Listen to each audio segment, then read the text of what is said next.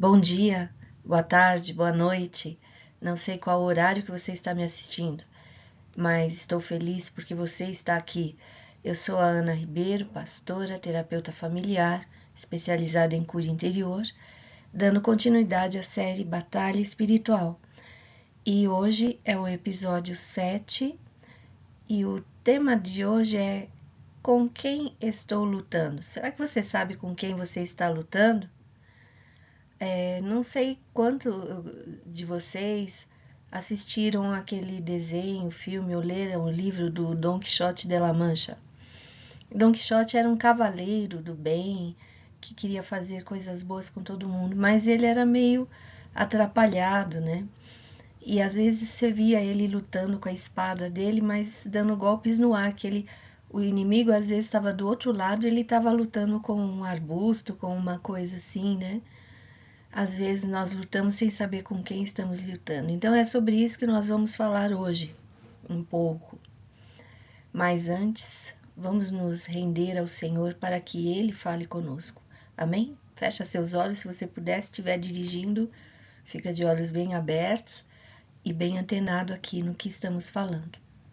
Senhor, nós te agradecemos, Pai, por mais esse dia, te louvamos por mais um dia de vida. É um dia para glorificar o teu nome. Nós nos rendemos a Ti, Senhor, que o Teu Espírito nos ensine tudo o que temos que aprender, que o Teu Espírito fale com esse meu amigo, essa minha amiga, esse meu irmão, essa minha irmã, que as verdades espirituais entrem no coração e na mente de cada um, trazendo as transformações necessárias, Pai. Usa-me, Senhor, como instrumento nas Tuas mãos para trazer a palavra revelada, a palavra profética, a palavra que liberta. Ó Deus, sela essa gravação, essa transmissão e o recebimento dessa mensagem, sela com o sangue de Jesus. Proibindo, Senhor, nós proibimos qualquer interferência contrária ao Espírito Santo de Deus. Desde já também proibimos qualquer tipo de vingança ou retaliação contra nós ou tudo que está ligado conosco, direto ou indiretamente. Em nome de Jesus. Amém. Então vamos lá. Efésios 6,12 diz assim: pois a nossa luta não é contra pessoas, mas contra os poderes e autoridades, contra os dominadores deste mundo de trevas, contra as forças espirituais do mal nas regiões celestiais. Paulo afirma, portanto, com esse versículo, que nós temos uma luta, não é opcional, essa luta existe. E não é contra humanos, não é contra seu pai, sua mãe, seu marido, seu filho, seu irmão, seu vizinho. Nossos adversários são espíritos malignos que agem por trás dos bastidores. Devemos lembrar que eles não podem nos tocar, a não ser que nós mesmos, nossa carne, nossa mente, coopere com eles. Por esse motivo, eles tentam nos induzir a pecar, seduzindo, enganando, para darmos lugar à atuação deles em nossa vida. Antes de entrarmos em lutas externas, temos de lutar contra a nossa carne, nossas tendências pecaminosas e nossa inclinação para o mal, para o pecado. Paulo nos ensina como que a gente faz isso. Gálatas 2:20. Pois a nossa luta não é contra pessoas, mas contra os poderes e autoridades, contra os dominadores deste mundo de trevas, contra as forças espirituais do mal nas regiões celestiais. E Romanos 6,11 diz assim: da mesma forma, considerem-se mortos para o pecado, mas vivos para Deus em Cristo Jesus. Vivendo crucificado com Cristo, podemos sim neutralizar as investidas inimigas. Quais as tendências que existem na sua carne, na sua humanidade? Será que você tem uma tendência a ser orgulhoso? Ou a ser uma pessoa muito crítica? Ou uma pessoa que gosta de levar vantagem em tudo? Gosta até de contar a vantagem, até aumenta a história para você se sair bem na fita? Eu sou do tempo da fita. Quem não é, nem está entendendo essa figura de linguagem que eu estou usando aqui. Às vezes nós temos tendências de coisas que não tem nada a ver com o Espírito Santo. E é necessário a gente crucificar. Como que é isso? Eu vou entregar para Jesus. Na cruz de Cristo, tem um versículo em Isaías que fala: Cristo levou sobre si as nossas dores, e o castigo que nos traz a paz estava com ele, e por suas chagas fomos sarados. Ele levou sobre si os nossos pecados. Ele morreu em lugar de nós. Ele era justo, ele não tinha pecado, mas ele morreu no nosso lugar. E é isto que nós precisamos, vamos dizer assim, tomar posse. Eu não preciso viver mais pecando ou com esse pecado rotineiro que já nem percebo mais ele na minha vida. Como, por exemplo, o orgulho, né? O orgulho você não percebe quem está do seu lado. É igualzinho um mau hálito, né? Mas eu tenho que pedir para o Espírito Santo me sondar. E aí, quando eu percebo que tenho alguma coisa errada em mim, eu vou levar para a cruz de Cristo. E assim você ora: Senhor, perdão por esse pecado. Eu peço que o Senhor crucifique isso lá na cruz de Cristo, para que essa coisa não viva mais em mim, não me domine. Isso é crucificar. Crucificar a carne também é dizer não para as suas vontades muitas vezes pecaminosas. Às vezes nem tão pecaminosa assim. Às vezes você tem uma vontade de fazer um projeto. Mas aquele projeto, o Senhor já falou com você de diversas formas, já te mostrou, já usou pessoas para dizer: não faça, porque esse projeto não vai dar certo. Mas é a minha vontade. Vamos dar um exemplo. Eu moro em São Paulo. Eu tenho um projeto de mudar para o Rio de Janeiro, porque é a cidade linda, é gostosa, tal. Essa é a minha vontade. É pecado ter vontade de morar no Rio de Janeiro? Não. Mas, às vezes, o Espírito Santo fala assim: olha, eu quero você em São Paulo. Você tem uma obra, você tem um povo, eu quero que você faça determinadas coisas aqui. E aí eu teimo e mudo para o Rio de Janeiro. O que acontece? Eu quebro a cara lá. As coisas não dão certo. Quando não há a bênção de Deus em nós, o projeto pode ser lindo, maravilhoso, mas a tendência é falir, a tendência é fracassar. Então, às vezes, nós temos que crucificar a nossa vontade e dizer para o Senhor: tá bom, Senhor, seja feita a sua vontade. Assim como Jesus nos ensinou a orar. Assim como Maria, quando soube que ia engravidar, né, sem casar, imagine, naquela época, ela ia ser apedrejada. Claro que ela não ia querer isso, mas ela falou: cumpra-se em mim a sua vontade. Isso é levar para a cruz o nosso eu, as nossas vontades também, né? Vivendo crucificado com Cristo, podemos então neutralizar as investidas inimigas. Por quê? Porque o Cristo está em mim. Se o inimigo vier me atacar, ele vai ver Jesus. Não é nosso mérito, mas é Cristo em nós. Quando o inimigo olha para você, ele vê Jesus e aí ele tem que sair, porque Jesus está assentado acima de todo principado e potestade. O Senhor Jesus venceu o pecado, venceu a morte, ressuscitou. E por causa disto ele tem todo o poder, toda a autoridade, e ele é o Rei dos Reis. Mas para entender um pouco sobre esses linguajares, não lembro mais se existe essa palavra, mas esse tipo de linguajar de forças do mal, demônios, né, adversário, a gente tem alguns textos na Bíblia. Quais são as forças do mal que querem enganar, controlar, seduzir e manipular? Paulo menciona principados, potestades, dominadores deste mundo tenebroso e forças espirituais do mal nas regiões celestiais. A carta aos Efésios tem um linguajar muito militar. Paulo recebeu a revelação de como as trevas trabalham alinhado militarmente. Existe uma organização militar. No topo da linha de comando estão os principados. As potestades têm autoridade delegada. por esses superiores. Depois vem os dominadores deste mundo. O diabo tem suas legiões de espíritos malignos como tropas militares muito bem organizados. Vamos lembrar aqui que o diabo ele não é Deus, ele não é um Deus, ele não é onipresente, não é onisciente, não é onipotente. Ele não está em todo lugar ao mesmo tempo, ele não sabe de tudo ao mesmo tempo.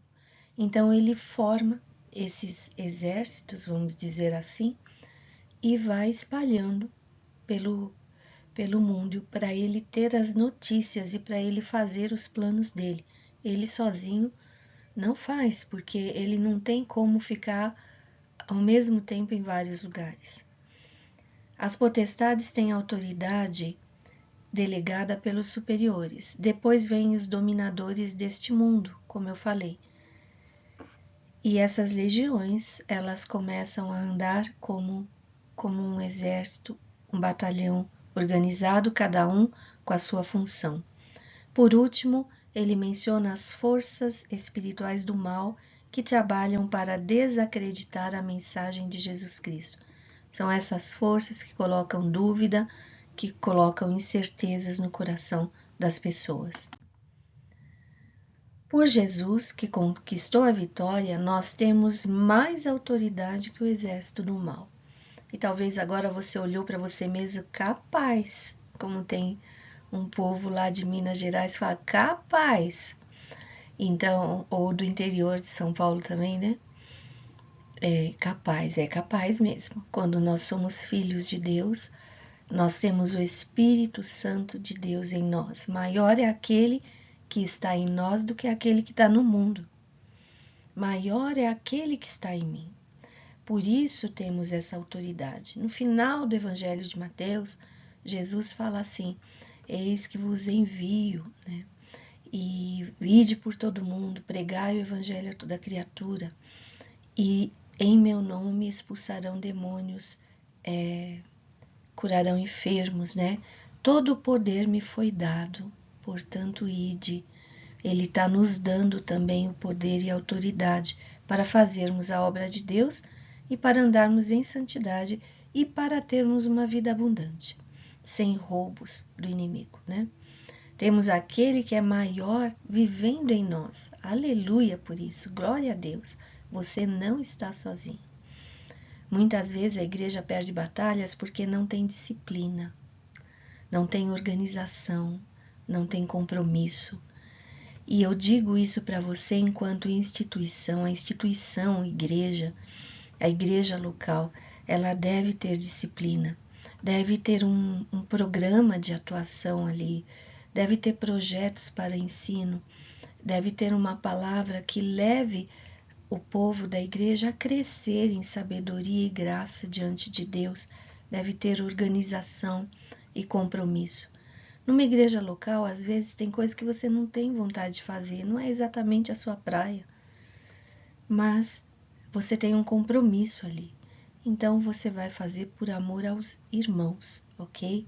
Nada de ficar criticando a sua igreja, nada de ficar saindo de igreja só porque tem uma coisa lá que você não gostou. Tem uma coisa que você não gostou, mas tem 9 que você gostou. Então, fique, né? Não está sendo pregado heresia, não está saindo fora da palavra de Deus. Se Deus te plantou lá, é lá que você vai florescer, ok? Satanás quer a todo custo destruir a imagem e semelhança de Deus que nós temos. Nós, os humanos, somos feitos à imagem e semelhança de Deus, e o inimigo quer destruir isso. E para isto ele leva a sério a guerra, tratando seus subordinados como tropas militares, exigindo disciplina, organização e submissão total, para ele conseguir destruir a imagem e semelhança de Deus, que é o ser humano. O poder espiritual do Senhor fica desconectado de nós quando não temos essa dedicação ao Senhor, essa disciplina, essa organização e esse compromisso com Deus. Já pensou você trabalhar numa empresa e você só vai trabalhar o dia que você quer? Você não ficaria nessa empresa nem um semestre, né? Logo você seria mandado embora. É assim, o compromisso é esse. Hoje eu não estou afim, hoje eu não quero ler a Bíblia. Eu não estou falando de ir na igreja local, eu estou falando da sua vida. É muito mais do que a igreja local. É você ter um compromisso com Deus dentro da sua casa quando ninguém está vendo o que você está fazendo. Mas você sabe que determinadas práticas não devem ser feitas. Mas eu quero, você quer, mas se é pecado, se é prejudicial, você tem um compromisso com Deus para dizer não. A vida com Deus vai muito, muito além do que os domingos na igreja, ok? Ela é 24 horas por dia, 7 dias da semana. Então, às vezes, eu tenho sim que ter disciplina. Se eu sei que a palavra de Deus é alimento e eu não me alimento, eu vou ficar fraco. Não é assim? Ou você consegue ficar uma semana, 6 dias sem comer nada e só no domingo você faz aquela lasanha gostosa e você se enche a cara de lasanha. O que você acha que vai acontecer com você? E não é só o que vai acontecer, você não vai aguentar. Você não consegue isso. A palavra de Deus é alimento, então o alimento é diário. Você está com dificuldade de seguir um cronograma para ler a Bíblia? Compre um devocional. Ou veja aí na internet, no Instagram, em qualquer parte aí, tem PDF, um devocional. Todos os dias vem uma mensagem. Vem uma mensagem baseada no versículo. Faça seu devocional.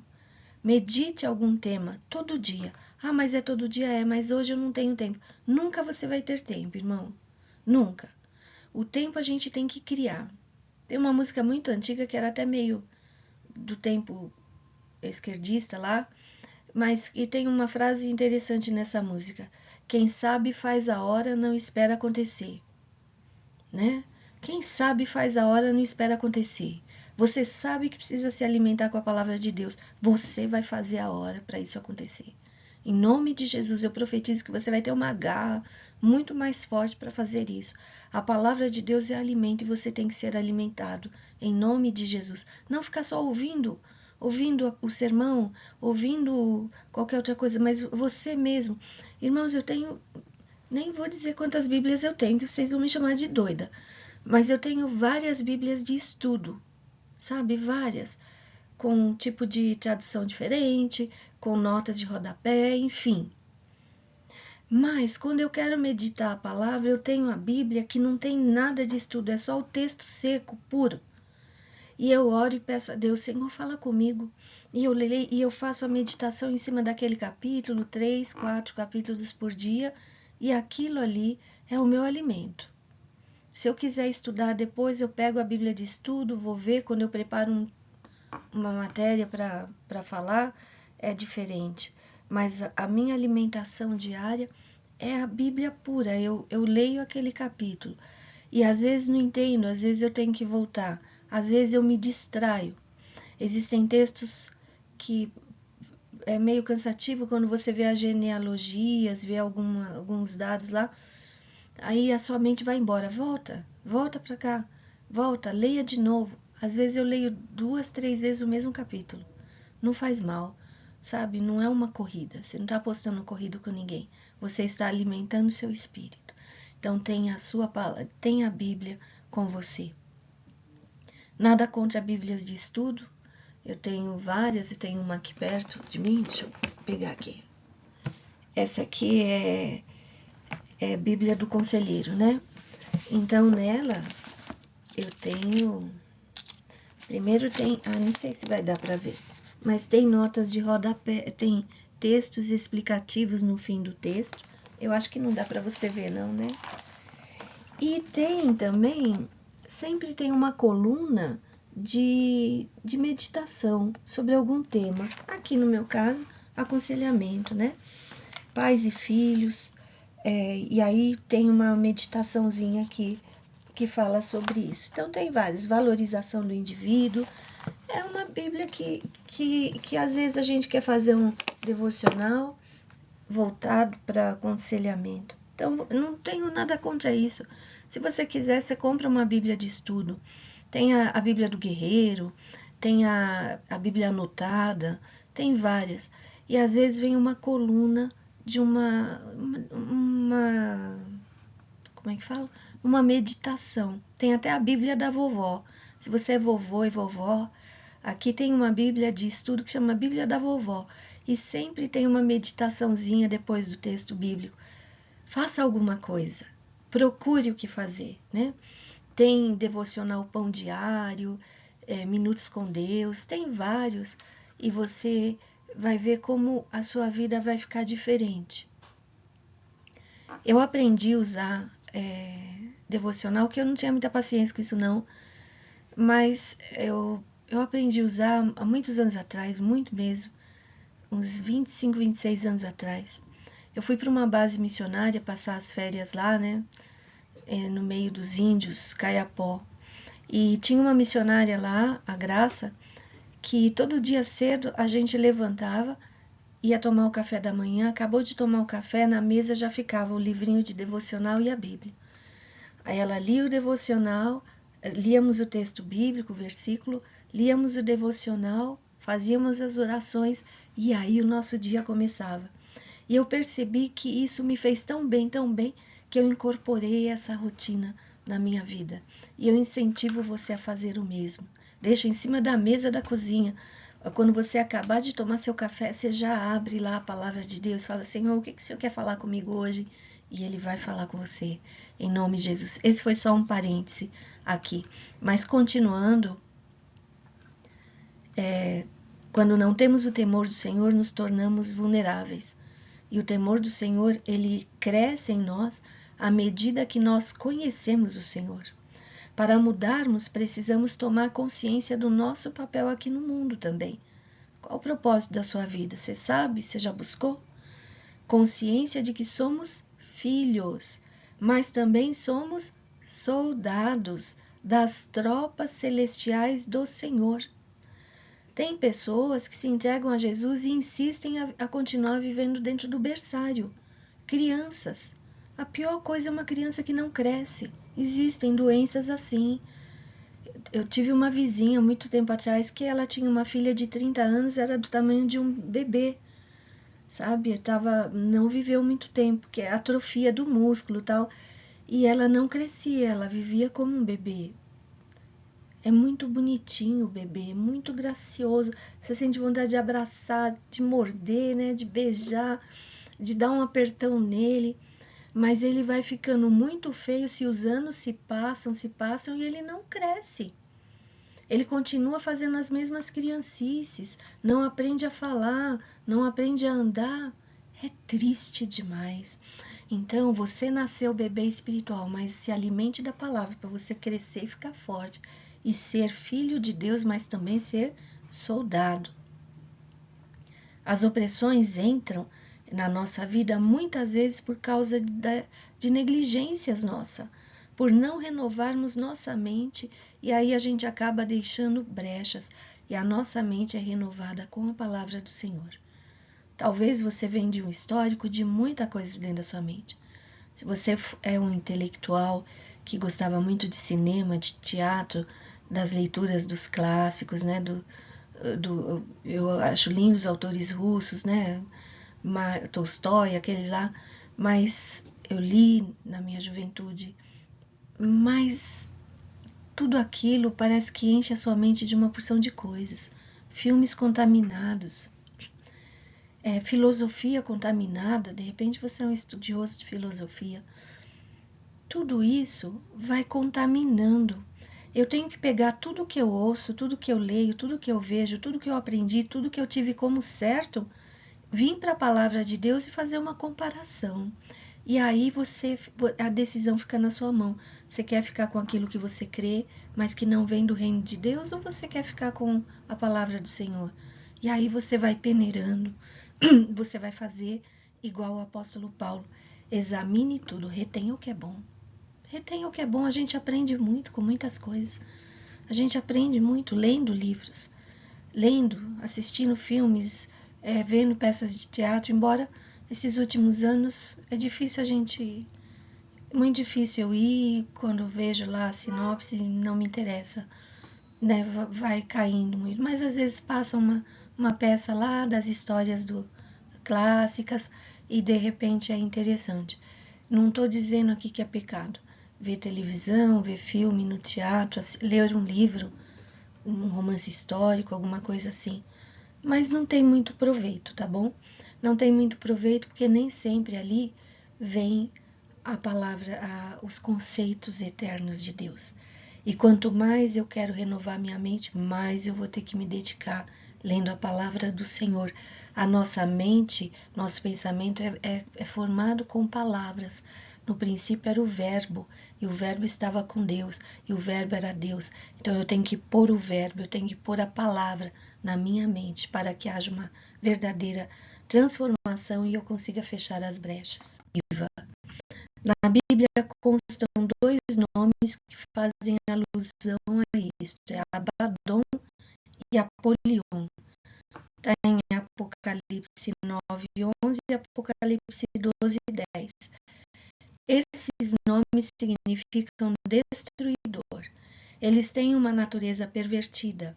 Não fica achando que eles são bonzinhos ou que eles podem ser seus amigos, que não são.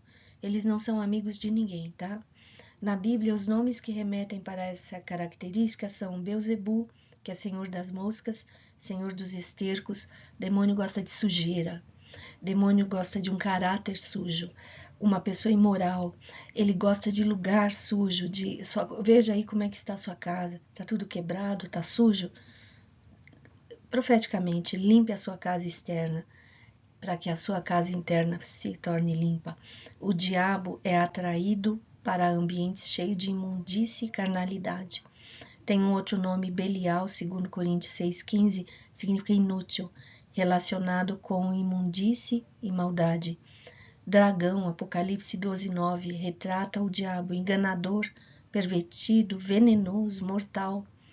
Maligno, Mateus 6:13, ele é diabo, tentador. Homicida, João 8:44, homicida, engana, príncipe deste mundo, João 12:31, ele tem um forte desejo de controlar tudo, saiba disto. Ele é o príncipe dos demônios, Mateus 9:34, príncipe da potestade do ar, Efésios 2:2. O controle de Satanás existe em vários níveis. Ele está no mais alto posto, vamos dizer assim.